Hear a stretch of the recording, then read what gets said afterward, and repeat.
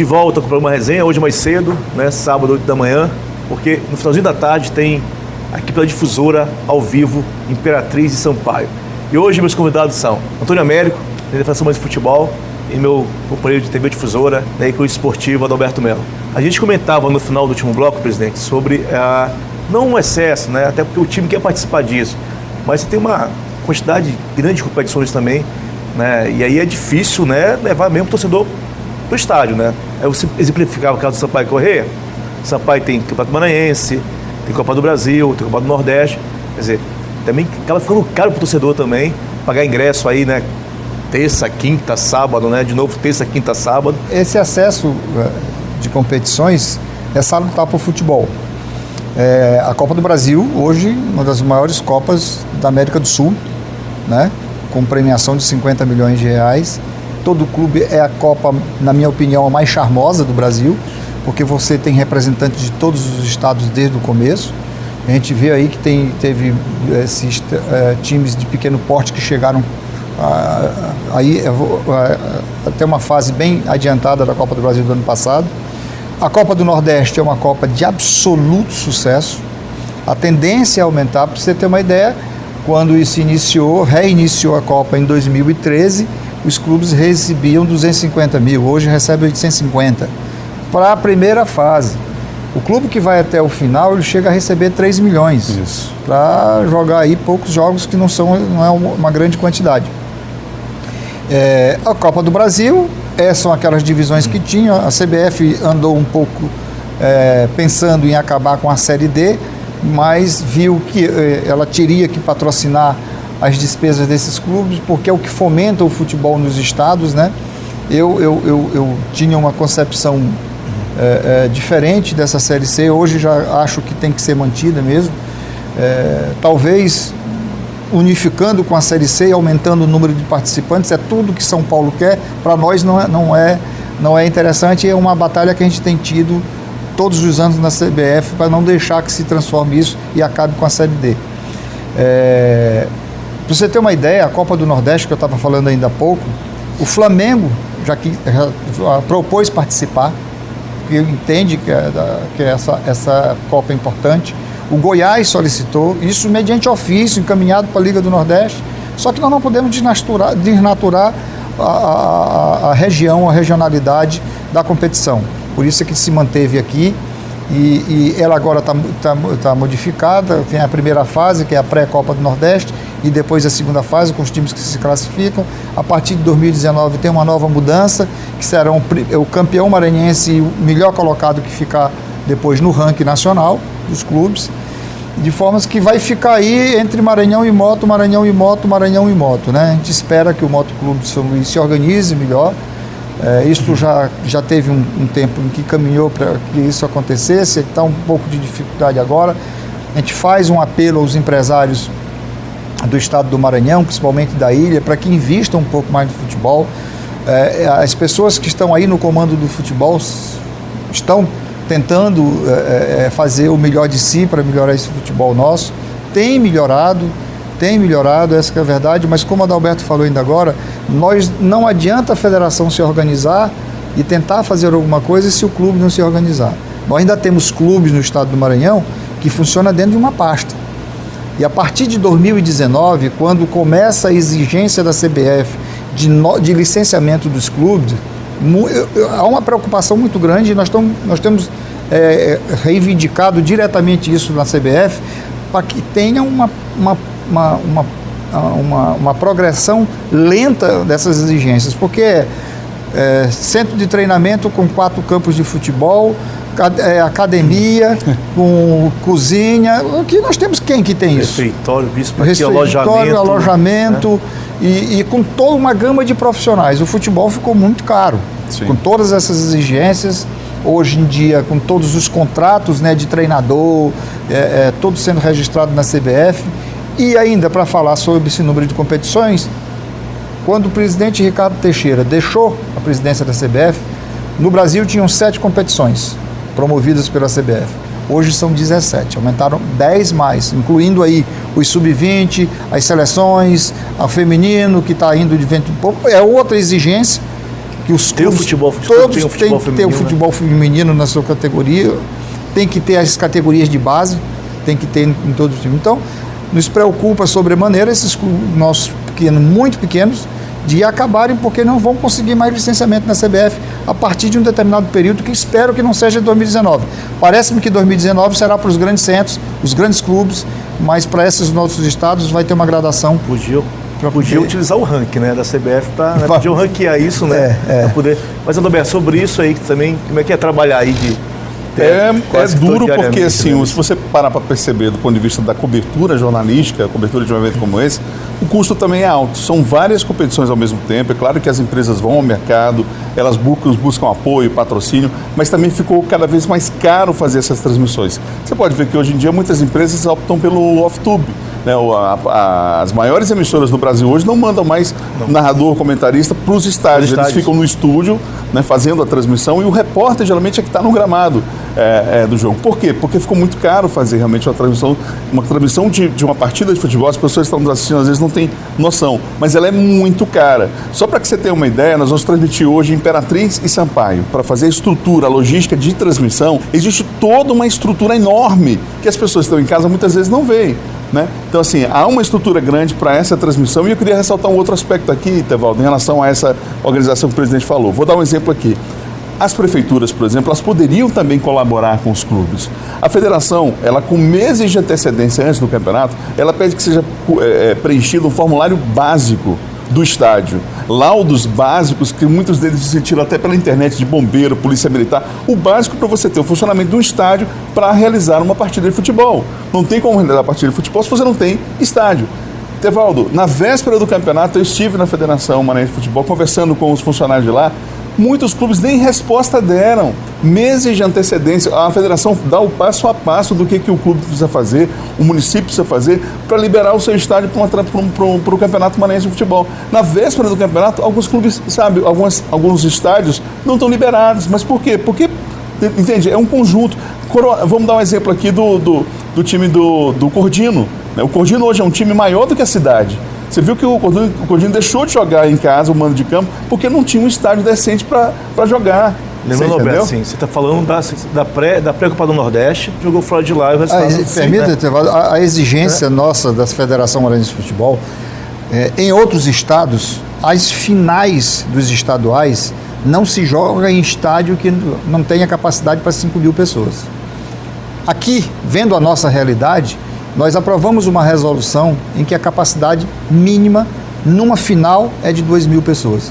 Ano passado, nós tivemos, quando o Cordino foi campeão do primeiro turno, ainda em fevereiro, março, nós fizemos um ofício a eles comunicando que eles teriam que adequar o estádio, nem que fosse com arquibancada móvel. Mas essa arquibancada móvel, ela tem que ter projeto, ela tem que estar aprovada, ela tem que ter laudo de segurança, porque ali vão crianças, vão adultos, vão idosos, e a gente sabe que os torcedores também usam bebida alcoólica, porque no estado maranhense são liberados, eles às vezes têm um excesso, e uma arquibancada dessa nós temos que ter a segurança de que não vai acontecer nada.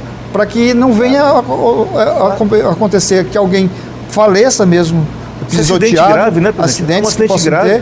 E para você ver, logo agora, né, passado aí 8 meses, 10 meses depois do campeonato, o muro lá caiu. Você já imagina uma final dessa lá com o Sampaio, se a casa está superlotada e esse muro cai em cima de uma criança. Verdade. Então a gente tem que ter esse cuidado. Eu fui muito criticado e até hoje sou criticado em Barra do Corda porque fui muito duro nisso. Algumas pessoas da imprensa lá da região me criticaram bastante. Dei várias entrevistas. Nós tivemos 5 reuniões, 3 com o prefeito municipal, que nos prometeu diretamente, quando na véspera do jogo aparece tirado de um jiqui, de uma vaquejada, e colocaram lá sem laudo, sem absolutamente nada. Não pode, vai ter que ser o jogo Imperatriz. Presidente Adalberto, eu vou aproveitar rapidinho isso, né? Fazer a provocação aos prefeitos de cidades, né, que tem estádio desse tamanho. Reforme seu estádio. Por exemplo, Tum, perto da Barra do Corda. Reforma seu estádio, né? Organize seu estádio que de repente você recebe lá. Exatamente. Uma semifinal do Sampaio, do Moto, quer dizer, isso tem hospedagem, tem alimentação, tem torcedor que vai para a cidade para ver o jogo. Então, sabe, o seu time no seu município não está no Maranhense, mas é vizinho, é perto. Prefeito, organize seu estádio. Verdade. Né? Porque de repente você pode receber um jogo aí né, do Maranhense, uma semifinal, uma final. Pode realizar uma Copa, pode realizar uma Copa, patrocinada né? pelo município, o custo é muito baixo, né, Intervalo? Para o retorno que você tem, inclusive, para a cidade, né? Aliás, é preciso perceber também que o direito ao esporte, ao lazer, ele às vezes é tido como um favor que alguém faz, né? Inclusive o ente público. Não é. É um direito que o cidadão tem. Exatamente. Sabe, você pode usar aquele estádio que foi reformado, que foi preparado, para as escolinhas, para fazer um trabalho social, inclusive em parceria com empresas que estão instaladas na cidade. Sabe, você está tirando o menino das drogas e levando para o esporte. Isso aí já é fato, todo mundo sabe disso. A criança que pratica esporte tem menos possibilidade de se envolver com situações relacionadas à marginalidade, às drogas, enfim. Então, esse é um investimento que o município deve fazer, entendendo que é um direito do cidadão.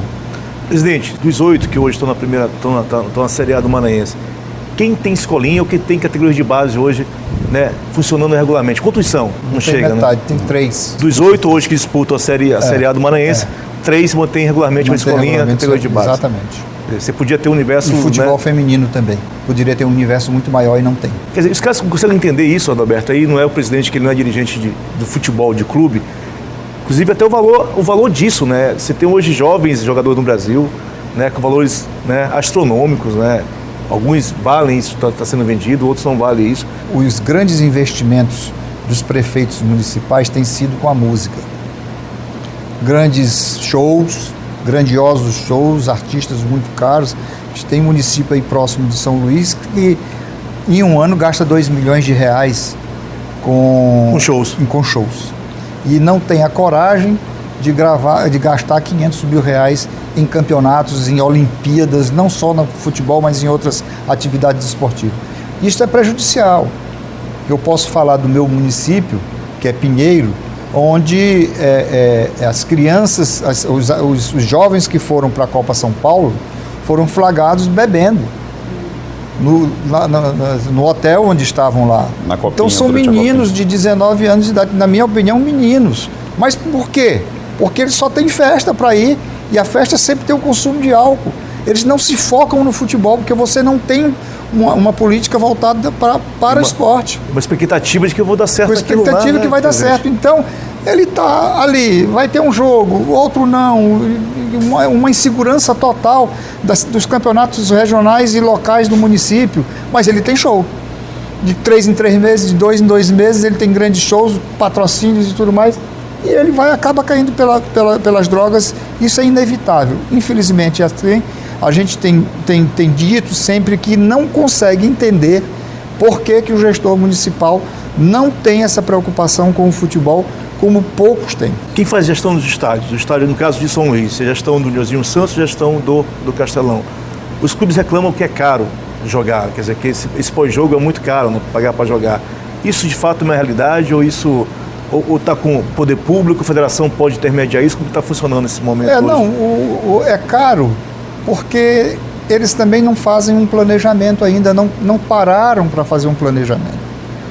Aqui o público maior que deu foi 5 mil. Basta abrir só um lugar. Só a cadeira dá 4 mil e pouco. Setor quarto, mais uns 4. Só ali. Não precisa abrir do outro lado, porque o torcedor quer ficar do outro lado. Gente, mas é uma questão de economia. A cada portão que você abre, você bota mais 3 profissionais para trabalhar. Além dos profissionais que tem de bilheteria e dos profissionais que tem de portaria, tem os profissionais da rampa, que ficam vigiando a rampa, para o torcedor não invadir para o estádio. Então é uma questão de planejamento. Você abrir os setores, quem tem melhor feito isso é o Maranhão Atlético Clube, que abre mesmo só onde vai...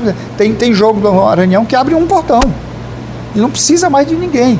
Eu já não coloco ninguém da federação, tá? Nós transferimos para os clubes essa logística de venda de ingressos, porque a renda é do clube, ele é que tem que tratar sobre isso. Ele que vai gerir esse negócio lá, ele que vai gerir esse negócio. Então, na minha opinião, o que falta, por exemplo, no Castelão, que realmente é caro, é se você abre vários locais, como foi aberto no último Moto de Sampaio, foi aberto todos os setores. Não tem sentido. Pouco mais de 5 mil pagantes, né? 44 mil, ficaram quantas mil pessoas aí? 39 mil lugares vazios. Não tem sentido isso. É uma questão de planejamento que tem que ser feito. Bom senso. Agora, o que torna caro também, o INSS, que é descontado, né?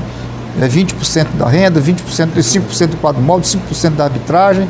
Mas é basicamente isso que encarece de alguma maneira um pouco mais o futebol. Estádio muito grande, poucos torcedores e se abre todos os setores. Não deve ser assim. Quem trabalha na área cultural faz isso, redimensiona de acordo com aquele espetáculo que vai fazer, o espaço que vai ter e como que vai trabalhar essa questão. Etevaldo, é importante que a cada dia a gente possa ir plantando essa semente. Eu acho que estar discutindo futebol aqui num programa como esse, de grande audiência, que discute política, discute outros assuntos, é importante, porque o futebol precisa voltar a ocupar o lugar que ele merece, sabe? E o lugar que o futebol merece não é apenas no horário de esporte, é o tempo inteiro. As pessoas gostam, é a paixão nacional, né? E a gente precisa voltar a resgatar esses valores. Eu diria que até que, você falando sobre a questão não só dos custos, mas de os clubes também aprenderem mais a vender a imagem dos seus jogadores, sabe? O jogador que foi contratado, sabe? Você saber trabalhar isso. A polêmica que a gente tinha antigamente, a gente criava uma polêmica salutar, um jogador dando resposta para o outro, era o goleiro e um atacante, quer dizer, sabe? O rádio, a gente ainda bem, assim, a crônica esportiva do rádio, eles são verdadeiros heróis, sabe? Porque, sabe, carregam nas costas, o presidente sabe disso, o campeonato, divulgam o tempo inteiro, debaixo de sol, de chuva, tá todo mundo lá transmitindo, participando, estão acompanhando, né, lá no CTs, que tem CT, no treinamento, na verdade, né? Eu já fui setorista de clube, eu sei o que é todo dia ir lá, ralar, pegar informação e acompanhar o treinamento dos clubes. Só que os clubes também precisam saber vender melhor esse produto que tem na mão, sabe? Hoje eu percebo que há um avanço, claro. Você pega o site, por exemplo, do Sampaio, você pega o site do Moto, tá lá, sabe? Você pega o Facebook, tá lá a divulgação importante do jogo, sabe? A brincadeira salutar. Ano passado a gente teve uma polêmica em relação ao Sampaio e Moto, né? As brincadeiras entre os jogadores, né? Mas isso é natural, é importante, sabe? Que a gente possa divulgar melhor os nossos espetáculos. Você pega a competição, a Liga dos Campeões, é o que é, não só pelo investimento que é feito, não só por ser uma competição tecnicamente elevadíssima, mas uma competição que é extremamente bem vendida. Você percebe a Copa do Nordeste, o crescimento disso. A final da Copa do Nordeste, Etevaldo, o trabalho, você percebia, por exemplo, o estádio todo envelopado, preparado, aquele jogo de luzes na abertura do campeonato. Você transforma um jogo num grande espetáculo que é. Na verdade, né? O Imperatriz chama o jogo de hoje com o Sampaio de clássico. Quer dizer, o Imperatriz entendeu o papel, né, do Sampaio, né, entendeu o papel do Imperatriz do futebol maranhense, está dizendo, ó, hoje é clássico, hoje é dia de clássico. Não é só, né, Sampaio e Moto, não é só o Samará, que é o Sampaio e Mac, não é só o Maremoto, que é Moto e Mac. Quer dizer, o Imperatriz se colocou, né, dentro desse jogo, né? Eu também sou grande, né? Em 2015, teve uma final do campeonato Imperatriz, 2016 foi Sampaio e Imperatriz lá, né, a final. E a gente tem, eu acho que é um clássico regional, um clássico importante, como é um clássico contra o Maranhão, com o Moto. Ano passado, decisão de turno lá, né? Ano passado, decisão de turno, exatamente. Então, é realmente um clássico e eles têm feito um belíssimo trabalho de promoção desses jogos. E lá, é diferente não é diferente do resto do Brasil, eles também preferem o jogo dia de sábado. Dia de domingo não vai ninguém para o estádio. É cultural, né? É cultural. Lá os jogos são dia de sábado. Antônio Américo, Roberto, mais um intervalo e voltamos já.